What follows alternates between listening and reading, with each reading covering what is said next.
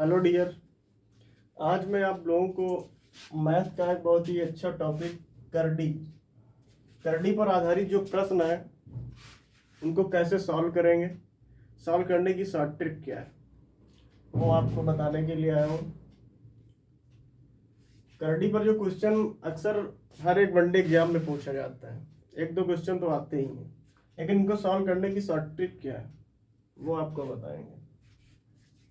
सबसे पहले कुछ नोट पॉइंट है वो लिख लीजिए जो आपको क्वेश्चन को सॉल्व करने में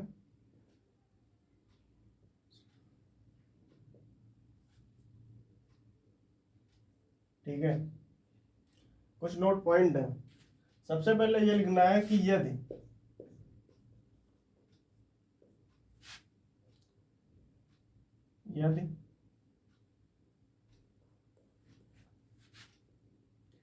यदि गुणा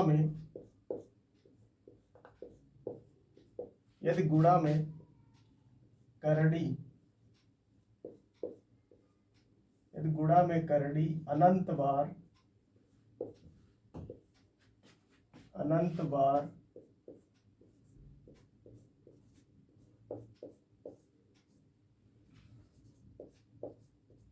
यदि गुणा में करड़ी अनंत बार लगी हो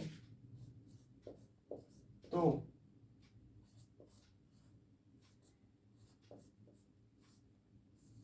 करड़ी के अंदर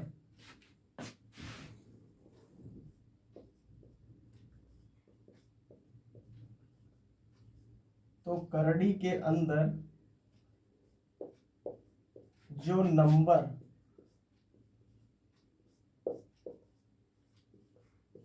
करड़ी के अंदर जो नंबर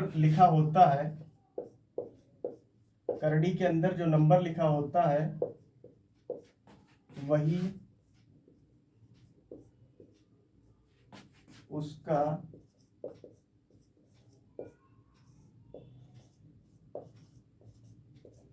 उत्तर होता है।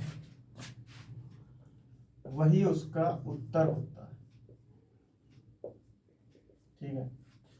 अगर करड़ी अनंत बार लगी हुई है, अगर यदि गुणा में करड़ी अनंत बार लगी हुई है तो करड़ी के अंदर जो नंबर लिखा होता है वही उसका आंसर होता है।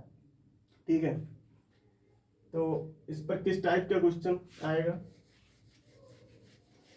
जैसे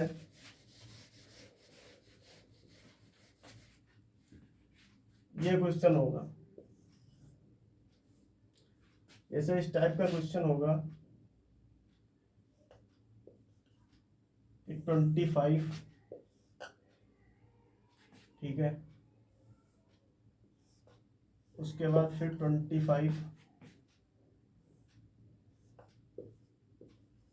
ये सीरीज लिखी हुई होगी इस टाइप से सीरीज लिखी हुई होगी और ये अनंत बार होगा। इसका मतलब होता है अनंत बार। अगर यहीं पे n लिखा होता तो n बार, वहां पे इन्फिनिटी लिखा हुआ है इसलिए इसका मतलब है अनंत बार। ये नंबर ऐसे अनंत बार लिखे हुए हैं। अब इसकी वैल्यू पूछ रहा है, find out the value of this series. इस सीरीज की हमको वैल्यू निकालनी है। कैसे निकालेंगे? इससे पहले मैंने एक नोट पॉइंट लिखवाया है, यदि गुणा में करड़ी अनंत बार लिखी हुई है तो उसके अंदर जो नंबर लिखा होता है वही उसका आंसर होता है। आपको डायरेक्ट लिख देना है आंसर इस सीरीज का जो होगा वो 25 होगा। इस सीरीज का जो आंसर होगा वो 25 होगा। डायरेक्ट लिखना है। लेकिन अगर कोई पूछते कैसे लिखना है, मतलब कैसे ये 25 आएगा, तो हम आपको सॉल्व करके भी बताते हैं। आएगा 25 ही। हम मान लेते हैं कि जो सीरीज है ये y बराबर है, ठीक है। इसका वर्ग कर दीजिए, वर्ग करने पर शॉर्ट ट्रिक तो वो है, मैंने बता दिया कि अगर गुणा में करड़ी अनंत बार लगी हुई है तो करड़ी के अंदर जो नंबर लिखा हुआ है वही इसका आंसर होगा। लेकिन अगर कोई पूछते कैसे होगा, वो तो शॉर्ट ट्रिक है, 25 आ जाएगा। ठीक है। एग्जाम में हमको ऐसे ही करना है। अगर एग्जाम में हमारे दिमाग में वो पॉइंट याद है तो सीधे डायरेक्ट 1 सेकंड का काम है, सीधे टिक करना है। लेकिन अगर बेसिक कोई पूछ दे, ये इसका बेसिक मेथड बताने जा रहा हूँ। अब हम लोग क्या करेंगे, वर्क करेंगे। तो जब इसका हम वर्क करेंगे तो वाई स्क्वायर होगा। वर्क करने का मतलब क्या है? Square, squaring both. अब हम दोनों साइड जब इसका वर्क करेंगे तो 25 का जब वर्क करेंगे तो एक अंडर रूट गायब हो जाएगा। भाई अंडर रूट का मतलब क्या होता है? 1/2 पावर। इसका मतलब क्या होता है? 1/2 पावर। जब हम इसका स्क्वायर करेंगे तो ये पहला अंडर रूट गायब हो जाएगा। तो यहाँ पे क्या हो जाएगा? 25। ठीक है, तो यहाँ पे क्या हो जाएगा? एक अंडर रूट गायब हो जाएगा इसमें। ठीक है, एक इसका अंडर रूट जो होगा गायब हो जाएगा। अब ये 25, एक अंडर रूट हो गया गायब, दूसरा ये 25 और ये 25। सीरीज जब अनंत बार है, अनंत बार का मतलब ये है, ठीक है, जब सीरीज अनंत बार है, एक बार हमने स्क्वायर किया, एक अंडर रूट गायब हो गया। ठीक है, अच्छा ये जो सीरीज लिखी हुई है, इसको अगर इसको हम लोग देखें और हम लोग इसको देखें, ये जो लिखा हुआ है, ये और ये सेम ही तो लिखा हुआ है। इसको हमने माना क्या है? y मान के चल रहे हैं। इसको डाल दो इक्वेशन नंबर 1, ये समीकरण नंबर 1 है। ठीक है, तो अब होगा क्या कि वाई स्क्वायर बराबर हो जाएगा 25 और इसकी जगह हमने y रख दिया, समीकरण 1 से। ये बेसिक बता रहे हैं, बाकी सॉल्व आपको वैसे ही करना है। अगर जो मैंने पॉइंट जो शुरुआत में बताया, अगर वो याद है, सीधे ऑप्शन में होगा, सीधे टिक करना है। वाई स्क्वायर पर 25y आ जाएगा। भाई ये जो वैल्यू है y की तो है, तो y को मैंने इसकी जगह डाल दिया। ठीक है, अब एक पावर से ये y कैंसिल, तो y बराबर क्या होगा? y बराबर आएगा 25 वहां से भी आ जाएगा। वो शॉर्ट ट्रिक है, ये बेसिक है। ठीक है, दूसरे कौन से क्वेश्चन आते हैं करड़ी बेस्ड?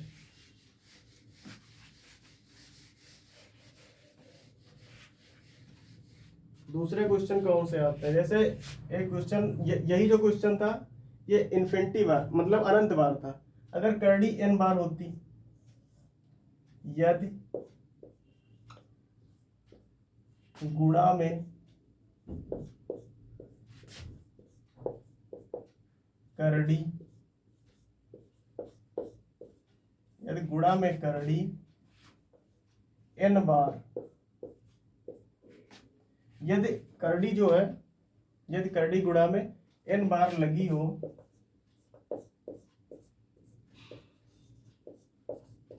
तो जैसे जैसे इस टाइप से होगा।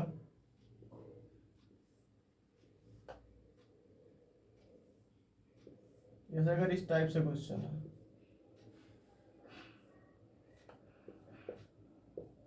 ठीक है, और ये है तुम्हारा, सॉरी ये पूरा, ठीक है, ये तुम्हारी जो है ये n टाइम्स है। वहां पे क्या था? इन्फिनिटी अनंत बार था।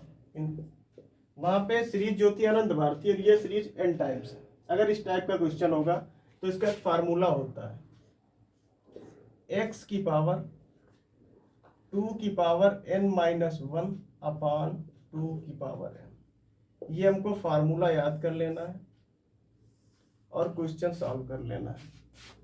अगर सीरीज इन्फिनिटी टाइम्स होगी, जो नंबर लिखा होगा वही आंसर होगा। ये शॉर्ट ट्रिक है, बेसिक भी आपको बता दिया। अगर सीरीज n टाइम्स है तो ये फार्मूला याद कर लेना है, वैल्यू पुट करना है, आंसर निकालना है। जैसे जैसे क्या होगा, जैसे इस टाइप से क्वेश्चन पूछेगा, इस टाइप से, ऐसा इस टाइप से क्वेश्चन पूछेगा कि 4,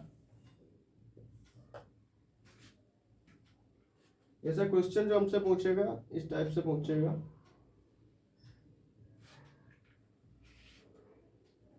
4 है, फिर 4 है, फिर 4 है, इस टाइप से क्वेश्चन पूछेगा। और ये n टाइम्स है, सॉरी n टाइम्स नहीं, यहाँ पे लिखा होगा, ठीक है, इस टाइप से पूछेगा और इसकी वैल्यू पूछेगा। इस टाइप से क्वेश्चन पूछेगा और इसकी वैल्यू पूछेगा। अच्छा, इसमें करड़ी कितनी बार है? 3 बार लगी हुई है। फार्मूला क्या है? x की पावर 2n-1/2n। ठीक है, ये फार्मूला है। हमको कुछ नहीं करना, x की जगह कितना है 4 है। 2n का मतलब ये करड़ी कितनी बार लगी हुई है, 3 बार लगी हुई है, 3 बार लगी हुई है। 2 की पावर 3 -1 अपान 2 की पावर 3, 4 की पावर 8 - 1 बटे 8, 4 की पावर कितना आएगा 7 बटे 8। ये इसका आंसर होगा। ठीक है, ये इसका क्या होगा आंसर होगा। ठीक है, ये जो करड़ी थी n टाइम्स थी। n टाइम्स का मतलब 3 टाइम्स थी। n का मतलब होता है निश्चित बार, इन्फिनिटी बार का मतलब है हम उसको गिन नहीं सकते कितनी बार लगी हुई। n टाइम्स का मतलब है कुछ निश्चित नंबर होगा, 2 होगा, 3 होगा, 4 होगा। ठीक है, और कौन से टाइप के क्वेश्चन इस पे आते हैं करड़ी बेस्ड? जैसे इस टाइप का क्वेश्चन भी पूछा जाता है इस पे।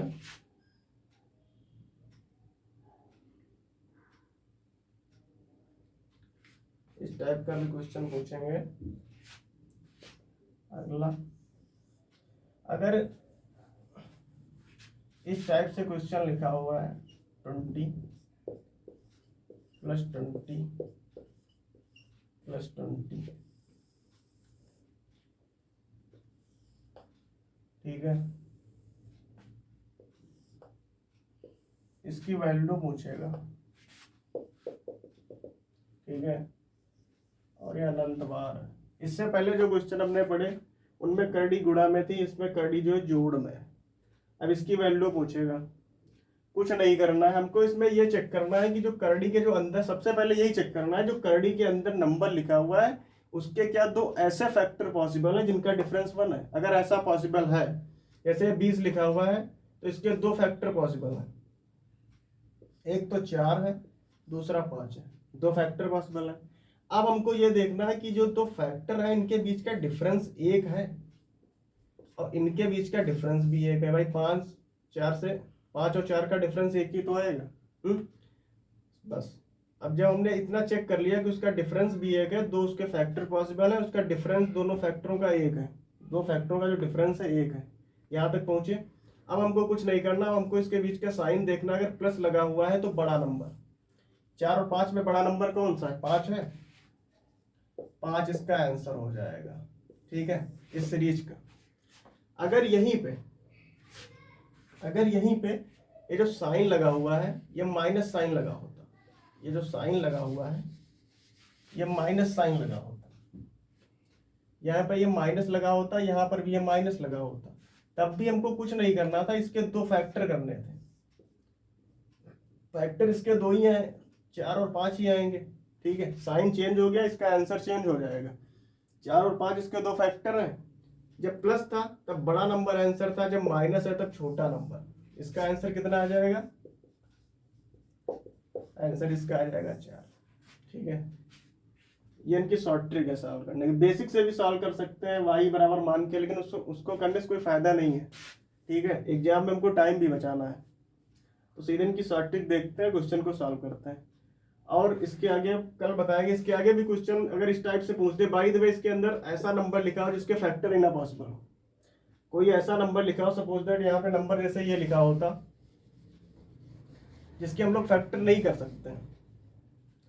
सपोज दैट यहाँ पे फैक्टर लिखा, यहाँ पे नंबर लिखा हुआ है 13 और यहाँ पर भी लिखा हुआ, ये 13 नंबर लिखा हुआ है।